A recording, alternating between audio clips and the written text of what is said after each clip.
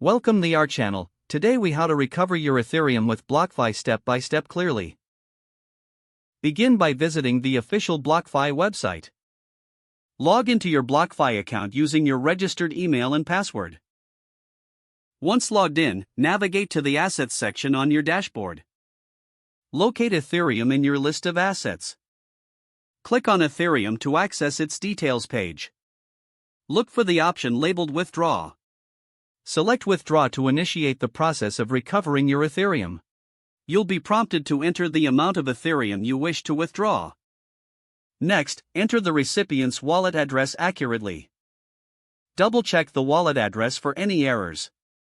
After confirming the wallet address, choose your desired withdrawal method if applicable. Review any potential fees associated with the withdrawal.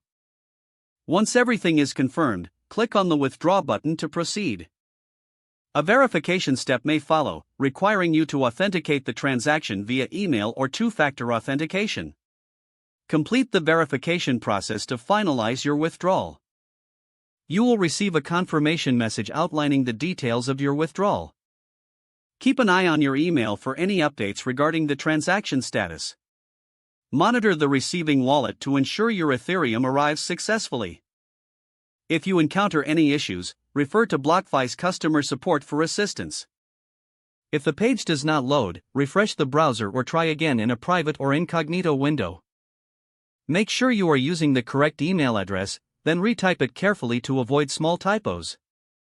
If your password is not accepted, use the reset option and create a new strong password you can remember. Check your spam folder for verification or security emails, then complete any requested confirmation steps. Enable two-factor authentication if available to improve account security and reduce unauthorized access risk.